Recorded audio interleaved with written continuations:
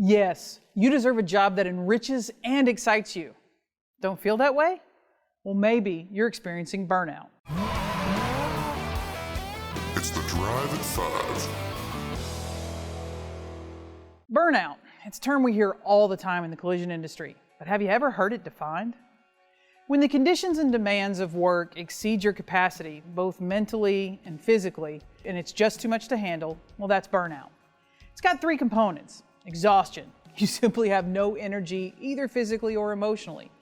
Cynicism. You have no enthusiasm for anything, and you have a negative feeling or response for just about anything. And inefficacy. Well, it's a lack of self-confidence and the capacity to perform your job duties. In a nutshell, well, you don't want to do anything, and you feel nothing you do matters anyway. Well, that drives us to start thinking about exiting our current job. But typically, it just finds us starting over at a new job, surrounded by people that feel the same way as the job we just left. So, what can we as a boss or an employee do to avoid burnout? Well, first, mind the load. Think highway weigh stations. The trucks can't carry an overweighted load, and neither can you or your business.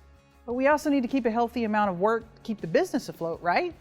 Well, it turns out it's not the amount of work that causes burnout. It's how people feel about that work and their either control or lack of control over that load. Make sure you're talking about it. When you're feeling overwhelmed or when you know it's going to get busy, allow the team to help develop ways to encourage each other and ask for help. Next, mind the pack. Every shop or business has an unspoken hierarchy of the pack. In too many, especially in our industry, it's not the boss or the owner.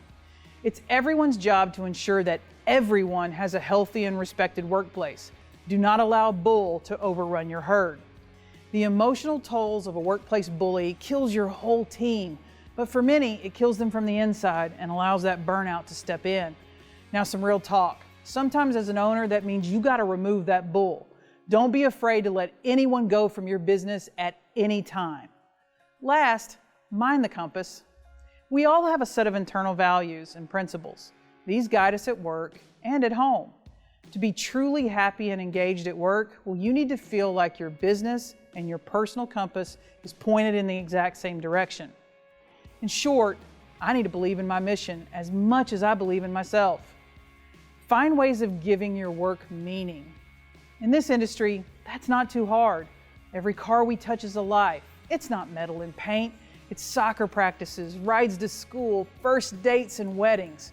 When I line up my two compasses, it gives me a reason to jump out of bed every morning and run to the office.